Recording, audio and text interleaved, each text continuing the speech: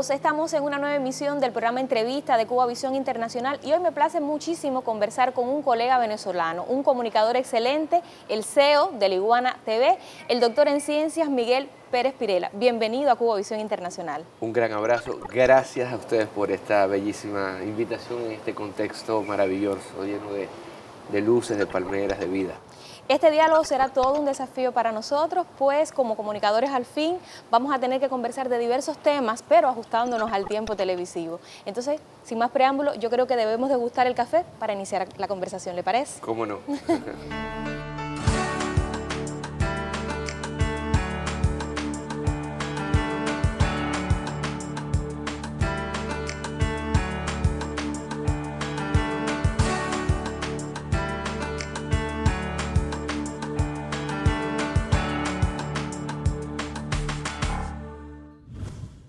Con el espíritu aún del cuarto coloquio internacional Patria, vamos a iniciar este diálogo y quiero que comencemos, Miguel Pérez Pirela, conversando sobre esos inicios, sobre esos estudios que iniciaron cuando le fue otorgada la beca para estudiar inicialmente en Roma y luego continuar esos estudios en Francia.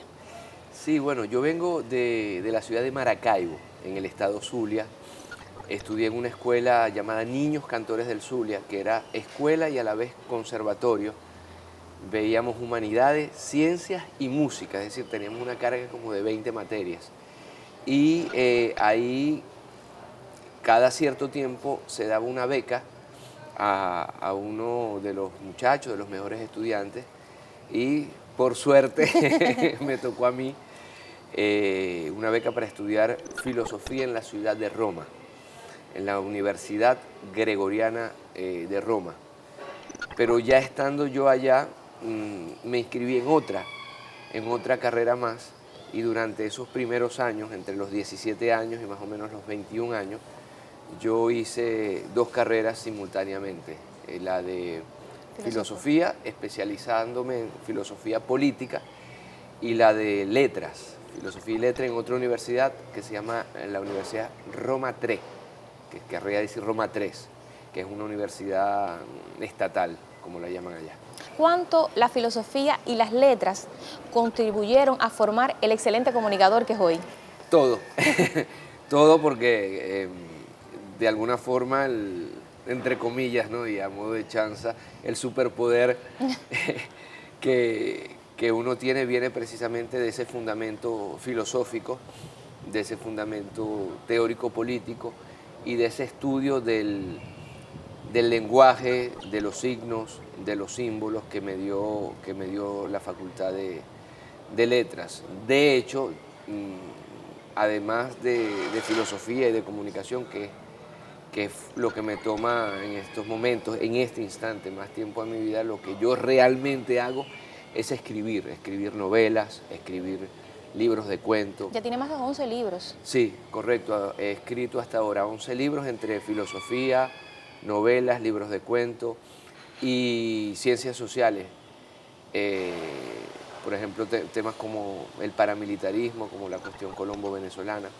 Y además hemos hecho dos libros, además hemos hecho dos discos, además de los libros, que es Filosófica y Poética, con el maestro Manuel Barrio, donde mezclamos la literatura, la poesía y la filosofía con la música. Ah, qué interesante. Ahora, ¿cómo llega a los medios de comunicación, a las redes sociales, a ejercer esa labor comunicativa, a los medios tradicionales? ¿Fue con el programa televisivo Cayendo y Corriendo en Venezolana de Televisión? Bueno, todo fue un muy malentendido, porque en realidad yo regreso, conozco a Chávez en París, siendo doctorando, e inmediatamente al verlo, al conocerlo, tomo la decisión de ir a Venezuela, de regresar a Venezuela después de 11 años, ¿no? Desde el 95 hasta el 2006. Y en Venezuela trabajo como investigador en el Instituto de Estudios Avanzados, IDEA, uno de los dos institutos de investigación más grandes del país, y dirijo ahí la cátedra de estudios, ciencias sociales, estudios humanísticos. Y ahí comienzo a dar entrevistas por aquí y por allá, en diferentes televisoras, radios, etc. Y de entrevista a entrevista me proponen un programa al cual evidentemente dije que no, porque yo era un ratón de biblioteca y nunca había estado ni de cerca en contacto con un micrófono, con una cámara, con periodistas. Y, y resulta que este programa me cambió la vida porque terminó siendo un programa de referencia, un antes y un después, y esto lo digo con mucha humildad, en tema de análisis políticos. Y de ahí todo cambió. Me convertí de Miguel Pérez a Pérez Pirela. Qué bien. ¿Luego llegaría entonces laiguana.tv o convergieron en el tiempo ambos programas? No, primero comencé con Cayendo y Corriendo, porque ¿de dónde viene ese nombre? De un dicho venezolano que es cayendo y corriendo como la iguana. Cuando me propusieron entonces el programa, yo dije que fuera solamente por un mes y el programa duró 10 años. Entonces el Cayendo y Corriendo dio paso a La Iguana como medio de comunicación, que tiene 13 años. Yo creo que surgió como al año quinto del programa televisivo. Laiguana.tv se transforma en un medio de comunicación digital, en un portal web, y de ahí deviene también una televisión 3.0, una televisión digital. Que se ha convertido en uno de los portales informativos más vistos en Venezuela. ¿Cómo andan los números de los seguidores ya de laiguana.tv? La Iguana, mira, los primeros sorprendidos somos nosotros. Laiguana.tv es el portal con mayor vistas de Venezuela. Nosotros decimos el portal no pagado por la USAID, con mayor vista en Venezuela. Es un portal orgánico, no compramos visitas como hacen muchos medios, o no andamos con bots ni compramos me gusta, y se ha convertido en un fenómeno comunicacional venezolano y ya nuestro americano. Te estoy hablando de millones de vistas cada mes, no solamente La Iguana como portal, sino nuestras cuentas de YouTube, X, Instagram, TikTok, y por tener 13 años de alguna forma podríamos decir que somos los iniciadores de la comunicación 3.0 en el país. Ahora, me hablaba de 13 años, pero ya suman más de 20 defendiendo la verdad de Venezuela, de la revolución venezolana, en los medios tradicionales, pero también en las redes sociales. Cuéntenos también de esa conexión que tuvo con Telesur. Bueno, Telesur es mi casa. Telesur, yo incluso, junto con Patricia Villegas, hicimos varios programas especiales hace muchos años, en eventos muy especiales como elecciones, etcétera, pero en un momento surgió el programa Infraganti. Mira, Infraganti fue, si no me equivoco, el primer programa de eso que hoy día llamarían un poco los reels, los formatos verticales, los formatos de celulares, pero te estoy hablando hace más de 10 años, mucho más de 10 años. Los precursores del uso de ese tipo de comunicación digital. Sí, con efectos de sonido, con cosas que bajaban, que subían de la pantalla, efectos especiales, etc. Y Telesur siempre ha sido también una grandísima escuela de comunicación para todos nosotros, ¿no? Y ahora 20 años de Telesur, eso también nos convoca aquí a la isla, a Cuba, a celebrar estos 20 años, pero desde la reflexión con el coloquio Patria, desde el análisis, desde el pensamiento y repensamiento de la comunicación nuestroamericana. Ahora, hablemos un poquito de esa comunicación. Ha sido compleja, ha habido que sumar a muchos profesionales de este ámbito para hacerla creíble, para hacerla atractiva. ¿Cómo lo ha logrado? ¿Cómo lo has logrado desde Telesur? ¿Cómo se ha logrado desde laiguana.tv?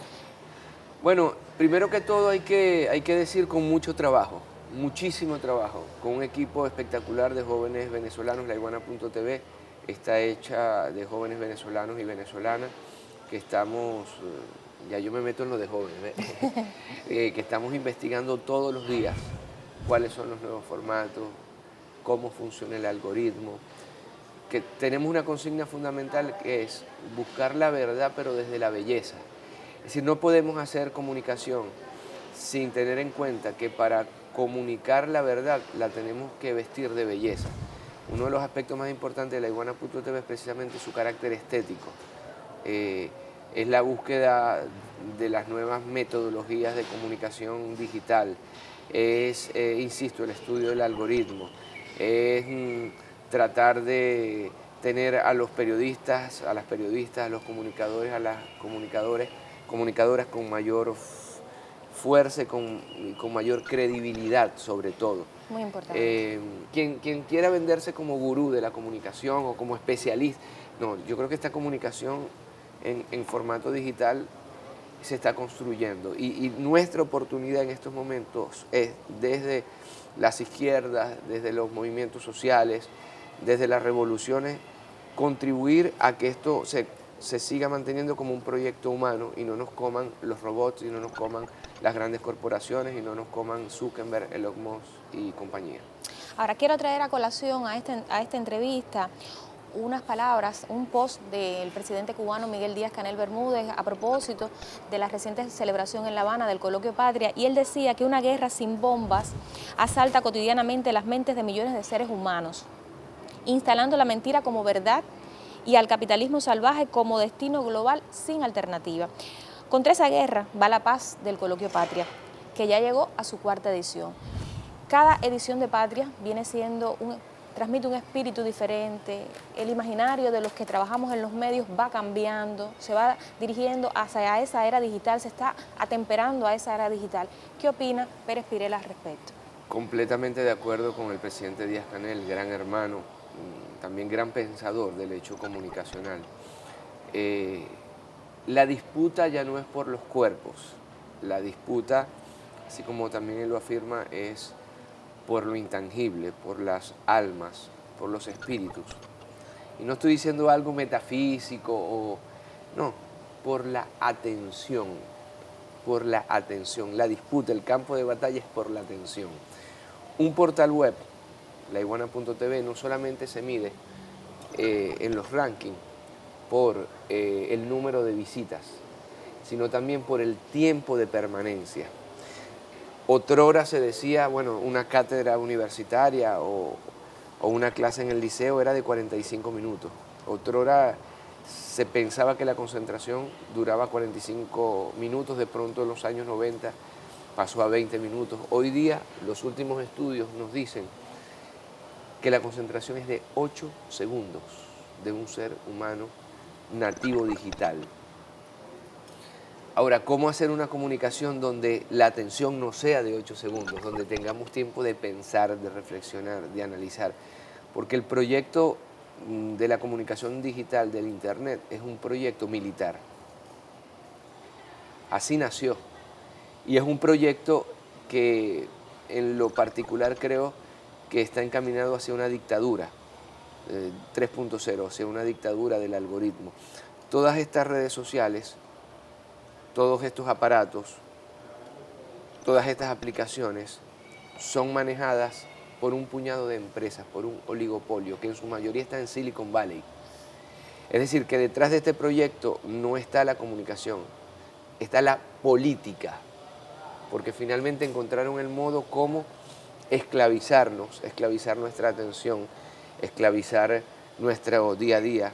Decía Cartesio, cogito ergo sum, pienso entonces existo. Ahora podríamos decir posteo, entonces existo. Es decir, la realidad ahora es mediada por la comunicación 2.0.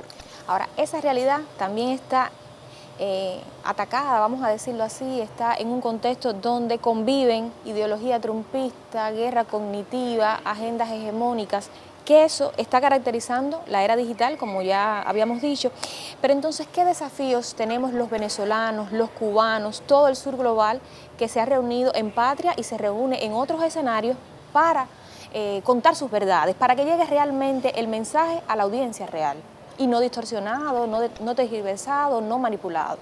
Nosotros tenemos dos opciones: o nos sentamos a llorar y a decir que TikTok, Instagram, X no nos quiere, y es la lógica del patito feo, o nos organizamos, estudiamos el algoritmo, analizamos las nuevas formas de comunicación, nos integramos comunicacionalmente desde la comunicación digital, y esa es la vía y esa es la vocación además del Coloquio Patria. A ver, el Coloquio Patria tiene varias aristas que lo hacen muy interesante. Primero que todo, es celebrado en Cuba, un país donde se dice que no hay libertad de expresión, pero vienen los 200 comunicadores acaso más influyentes de los movimientos sociales, progresistas, de las izquierdas, de las revoluciones, a pensar la comunicación. Aquellos que dicen que no hay libertad de expresión en Cuba son los que tratan de hacer que no haya libertad de expresión en Cuba, bloqueándola incluso digitalmente. Y la respuesta de Cuba es, bueno, vamos a pensar esta comunicación. Pero no se piensa solamente desde la ingeniería, desde eso que los griegos llamaban la tecne, desde la técnica, desde la ciencia, de la matemática, que también se hace en el coloquio patria, sino se piensa desde el ser humano, es decir, colocando en el medio de la discusión y de la reflexión al ser humano. Es decir, que no dejemos que tú y yo solamente nos comuniquemos si está esto de por medio, mediando, que es lo que se quiere buscar, colocar este puente entre los seres humanos para tratar de hacer que toda comunicación pase por ellos. Si tú te quieres comunicar con tu hijo, con tu madre, con tu pareja, si tú quieres enviar un currículum vitae, una nota de prensa, si tú quieres enviar esto, lo vas a hacer siempre por medio de WhatsApp, por medio de un puente digital, sobre todo después de la pandemia. ¿Qué hace Patria? ¿Qué hace el coloquio Patria? Bueno, pensarnos, claro está, desde aquí, pero también sin esto. Y colocar al ser humano al centro, insisto yo, del hecho, diría haber más comunicativo, del hecho comunicacional. Y eso nos lleva irremediablemente a la comunicación popular. La comunicación popular que no tiene que ser obligatoriamente mediada por las grandes empresas. Y ahí está el seguro de vida de nuestros movimientos, de nuestras revoluciones, de nuestras apuestas políticas. Yo siempre repito una frase, y esta no va a ser la excepción, que el seguro de vida de Venezuela, de la revolución bolivariana, es la comunicación popular. ¿Por qué? Porque Venezuela vivió entre el 11, 12 y 13 de abril del 2002 el primer golpe de Estado mediático de la historia. Y nos salvó la comunicación popular. Nos salvó el pueblo organizado diciéndose, secuestraron a Chávez, hay un golpe de Estado. Porque la comunicación popular moviliza. La comunicación digital, volvemos a la atención, te vuelve un ser pasivo, un ser que puede amanecer scrolleando, ¿no? El nuevo verbo de moda, scrolleando. La comunicación digital es un proyecto que quiere paralizarte. La comunicación popular te activa, te hace partícipe de tu espacio-tiempo, de eso que los griegos llamaban el ágora de la sociedad, porque al fin y al cabo somos animales políticos, no somos animales atomizados, y es lo que busca el celular. Te digo ahora el celular, porque en realidad el proyecto de Elon Musk, ya lo dijo hace pocos meses, celebró que con éxito ya se implantó el primer chip en el cerebro humano, porque ya el aparato no va a ser el celular, vamos a ser nosotros. Imagínate el nivel de alienación que busca este proyecto. Y el desafío entonces es aún mayor. Con esos derroteros que tenemos los comunicadores, vamos a detenernos un momentico, pero solo por unos minutos. Vamos a una pausa y al regreso vamos a conversar de toda esa amplia labor comunicativa que usted desplegó durante las elecciones en Venezuela y hablar de los puntos de contacto de Pérez Pirela con los cubanos. ¿Puede ser? ¿Cómo no? Enseguida estamos de regreso.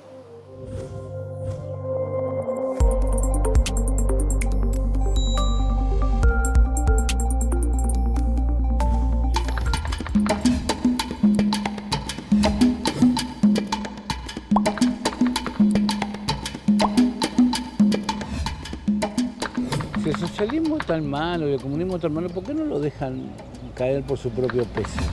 ¿No? ¿Por qué hay que bloquearlo, hay que sancionarlo, hay que buscar? ¿No? Es todo algo criminal. Y lo de Cuba es un capricho, porque lo de Cuba no es que quiera tener el petróleo de Venezuela, que quiera tener todas las riquezas de Venezuela. Lo de Cuba es un capricho porque Cuba se le opuso y le aguantó y nunca dio el brazo a torcer.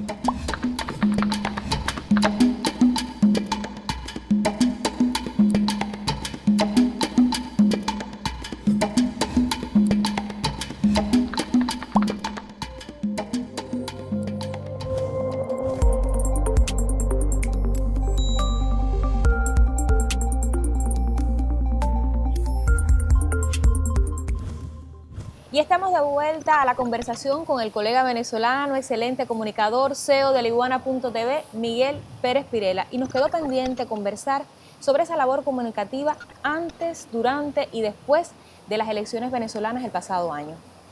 Claro, toda toda elección en Venezuela es un grandísimo desafío. No es una elección más a nivel planetario. Es decir, se habla de las elecciones en Venezuela están al nivel de las elecciones en los Estados Unidos, en el tema comunicacional, en el impacto comunicacional. Es decir, todo el mundo quiere meterse en esas elecciones, todo el mundo opina de esas elecciones. Y además en Venezuela, bueno... Así lo dijo usted en una de las intervenciones a través de La Iguana, le escuchamos también hablar. Tal cual, no, y además en las elecciones venezolanas, que a los venezolanos nos encanta una elección. Este año acabamos de salir del 28 de julio del año pasado, una presidencial, y ya este año elecciones regionales, municipales, de asamblea, estamos repensando la Constitución. Vienen 3 elecciones más de carácter, más de base. Ahora, las elecciones presidenciales en Venezuela despiertan todo tipo de demonios también. Y te lo confieso, para mí es un reto no solamente en lo comunicacional, no solamente en lo político, hablando de análisis político, sino también como ciudadano venezolano. Porque nosotros creemos en las elecciones, porque las elecciones en Venezuela son muy difíciles, porque no estamos compitiendo, en el caso de las presidenciales, sabíamos que no era Edmundo González Urrutia, estamos compitiendo contra los poderes de los cuales ya hablamos en la primera parte de la entrevista, hegemónicos del norte global, coloniales, imperiales, y tú me dirás, bueno, todo es muy abstracto. No, Elon Musk fue uno de los actores principales. Elon Musk atacó más a Maduro, increpó más a Maduro que el mismo candidato presidencial de la derecha, Edmundo González Urrutia. Es decir, y teníamos la plena conciencia de que si nosotros queríamos salvar la democracia en Venezuela, teníamos que dar todo. En el caso de la Iguana.tv, para responder a tu pregunta, teníamos que comunicar la verdad, teníamos que darle voz al pueblo venezolano, teníamos que darle voz incluso a los candidatos, porque se hablaba de un solo candidato, Edmundo González Urrutia, pero además de él habían otros 8 candidatos, de los cuales 7 eran de la derecha, y estaba Nicolás Maduro por la izquierda, por la revolución.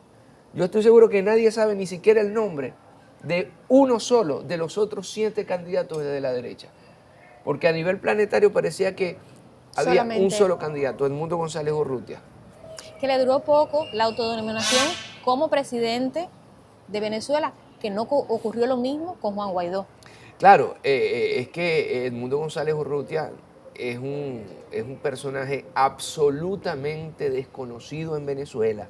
Es decir, te habla una persona que dedica su vida a la comunicación política. Cuando yo escuché la primera vez, que fue hace exactamente un poco más de un año, el nombre de Edmundo González Urrutia, no sabía quién era. Es decir, fue una construcción. Un total desconocido. Sí, es una construcción, como por cierto Guaidó también. Es decir, es un casting como quien va a hacer una película, así de sencillo.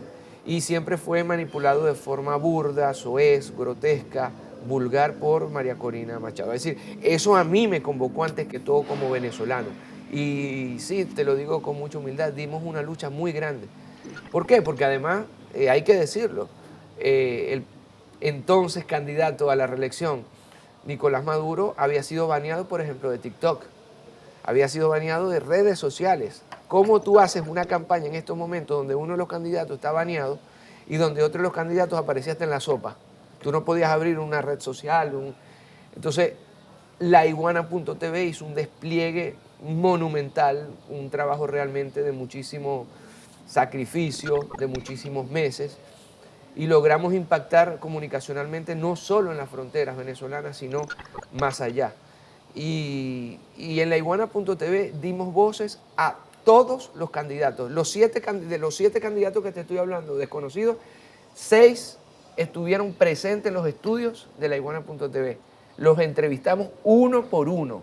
Entonces, dimos voces también a los candidatos de la derecha, a los candidatos que se oponían a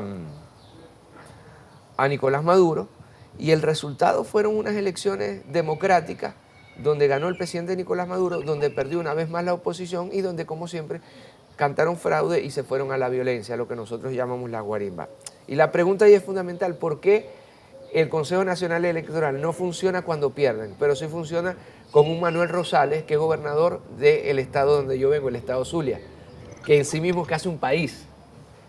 Maracaibo es solamente la ciudad de Maracaibo es la quinta plaza electoral, no te digo yo el estado Zulia. Ah, bueno, ahí sí funciona el Consejo Nacional Electoral. Sí, cuando Guaidó ganó la diputación, o María Corina Machado ganó la diputación, ahí funciona. Cuando Enrique Capriles Radonsky, o cuando ganó la gobernación de Miranda, cuando Leopoldo López ganó la alcaldía de Chacao, ahí sí funcionaba el Consejo Nacional Electoral. Pero cuando gana el chavismo es fraude. Es decir, ahora vienen elecciones. Nosotros estamos desplegados. Elecciones en las cuales hay el PSV y el Gran Polo Patriótico van con un solo candidato en alcaldías, en gobernaciones, y la oposición en este instante se están llamando entre ellos basura, mentirosos, ladrones públicamente. Ahora, ya van a cantar fraude, pero ¿cómo puede ganar una fuerza absolutamente dividida contra una fuerza que va unida, que va... Lleva años, y lleva años en el poder. Lleva años en el poder. Entonces, el rol de la comunicación en Venezuela, y por eso reitero, antes de ser un rol desde la comunicación, es un rol también desde la ciudadanía. Ahora hablamos de Venezuela, una nación hermana de Cuba, y ahora vamos a hablar de esta isla del Caribe y de las conexiones múltiples que ha tenido Pérez Pirela con Cuba y con Fidel. Hablemos de ese intercambio que tuvo con el líder de la Revolución Cubana allá por el año 2003. Bueno, yo voy a decir una frase y no quiero que se ponga nadie celoso, pero Cuba es mi segunda patria. A Cuba lo que pida. Es un pueblo al cual yo le tengo una admiración enorme desde hace mucho tiempo. Y no solamente en lo político, no, en lo cultural. Es decir, aquí estuvo Jean-Paul Sartre, Simone de Beauvoir, Hemingway, todos amigos de Cuba. Cuba es la luz cultural de nuestra América. Cuba nos ha regalado lo mejor de la literatura, lo mejor del deporte, lo mejor del cine. De la danza. De la danza, de la música, pero sobre todo la dignidad, de la resistencia. Cuando uno dice resistencia, pareciese que uno estuviera utilizando artilugios grandilocuentes, ¿no? No, la resistencia cotidiana, la resistencia del ciudadano de a pie. La resistencia creativa que se ha dado en llamar ahora y que el presidente nuestro, Miguel Díaz-Canel Bermúdez, también defiende y utiliza como ese ejemplo de resiliencia que hemos tenido los cubanos ante los múltiples desafíos, no solo económicos, sino también en terrenos políticos, en todos los campos. Y además, mi compromiso con Cuba también pasa por una figura enorme, de un peso histórico que se escapa de vista, que es Fidel Castro, ¿no? El Fidel Castro, bueno, que podemos conjugar en todo el siglo XX, desde el Granma, pasando por los discursos de la ONU, llegando a los múltiples atentados, el amigo de Chávez, el padre de Chávez, pero también el amigo. Yo tuve la oportunidad, el primer venezolano que invita a Fidel después de la muerte física del comandante Chávez es este servidor. Y tuve la grandísima fortuna de estar con él 4 horas, solamente él y yo, teniendo como único testigo su compañera de vida y Polanco. Imagínate estar 4 horas con el comandante hablando. Yo le pregunté, pero comandante, ¿qué hago yo aquí? Yo no soy ni gobernador, ni alcalde, ni diputado.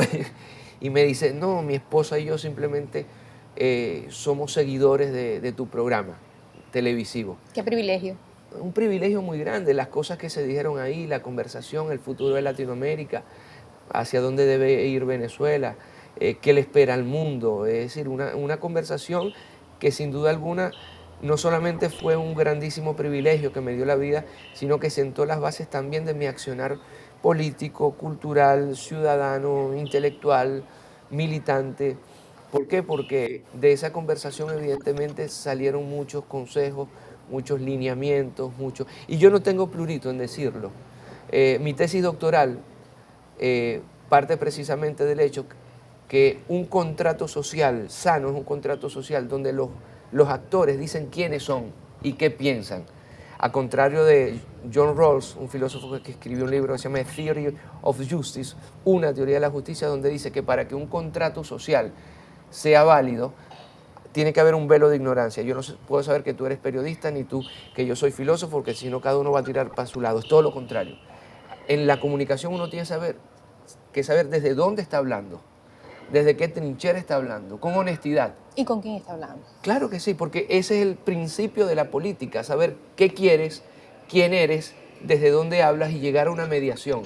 Y para mí Fidel Castro, para mí Cuba, para mí el pueblo cubano, para mí la cultura cubana, para mí la resistencia cubana, es un ejemplo de vida en todos los aspectos de la existencia humana.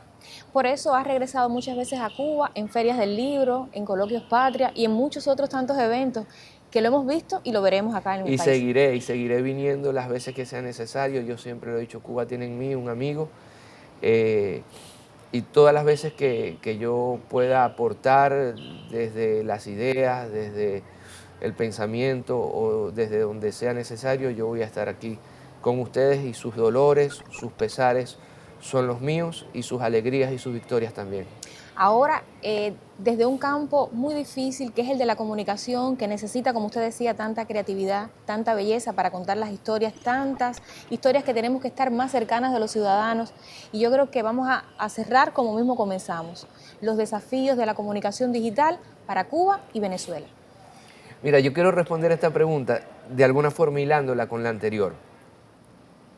Tú sabes que es un privilegio de la vida. En estos días, el 5 de marzo, que se cumplen años de la partida del comandante Chávez, me puse a buscar en el antiguo Twitter algunos posteos del presidente Chávez aquí, que me refirió. Mira la comunicación digital, Chávez y Fidel. Y él me decía, pero Espirel, aquí estoy en el hospital, aquí estoy con Fidel, te manda saludos, le encanta tu programa. Imagínate. Que tú ¿Cuánto coloques compromiso para Pérez Pirela? Que dos figuras de la talla de esos grandes de Latinoamérica, que tuvieron como padres fundadores a Simón Bolívar, a José Martí, ¿cuánto compromiso? Se escapa de vida, es decir, la vida no va a alcanzar para estar a la altura de ese compromiso. Así, más de 10 tweets, Pérez Pirela sigue atizando las contradicciones. O Pérez Pirela, aquí estoy luchando él contra una enfermedad tan dura como el cáncer. Pérez Pirela, continúa en la batalla de las ideas. Vamos muchachos, saludos a tu equipo. Pérez Pirela, me mandas torta cuando cumplió año el programa. Entonces, eran, te digo, más de 10 posteos de un Chávez luchando por su vida aquí en esta isla, con Fidel, porque él me lo dijo en su casa personalmente, visitándolo todos los días, batallando con él esa batalla final, ¿no? Contra esta vida terrenal, porque la batalla de Fidel y Chávez continúa en nosotros. Y todo eso, para ir entonces a la segunda parte de tu pregunta, lo hizo precisamente a través de una red social, que hoy está en manos de Elon Musk y que hoy trata de determinar para mal los destinos de muchos países del mundo. O sea, esto me lleva a una reflexión sobre el rol de las redes sociales, porque la misma red social donde los comandantes Chávez y Fidel saludan a Pérez Pirela es la misma red social que ahora utiliza Elon Musk para vehicular un fascismo, un nazismo planetario. Y eso entonces nos hace reflexionar, y volvemos al coloquio Patria, sobre el rol, los desafíos, las dificultades, las bondades también de las redes sociales. Y además de cómo utilizar estos instrumentos desde la lucha revolucionaria, desde la militancia popular, desde las organizaciones sociales. La respuesta no la sabemos, la respuesta la estamos construyendo. De manera colectiva. De manera colectiva, es decir, todo lo que se tenga que hacer lo vamos a decidir de manera colectiva, porque además una de las características fundamentales de las redes sociales es precisamente el individualismo. El youtuber, el influencer, el podcastero. ¿Por qué? Porque quieren precisamente encerrarte en tu individualidad y separarte de los otros seres humanos. No, vamos a afrontar el desafío de las redes sociales colectivamente, popularmente. Ahí están las bases de los desafíos, del trabajo que tenemos que hacer los comunicadores cubanos, venezolanos, latinoamericanos, de todo el sur global. Ha sido un inmenso placer para mí compartir este tiempo. Creo que nos hemos extendido, pero ha valido la pena y espero que las audiencias hayan disfrutado tanto como nosotros este diálogo de Cuba, de Venezuela, de América Latina y de todo el sur global. Muchísimas gracias por acompañarnos. Soy yo quien te agradece, quien les agradece esta hermosísima tertulia. Además, frente a nuestro mar Caribe, en medio de palmeras y de este clima de primavera de la isla. Gracias por querer a Cuba, gracias por estar aquí. Siempre. Y así estamos despidiendo el programa Entrevista de Cuba Visión Internacional, pero usted manténgase conectado a través de nuestras múltiples pantallas.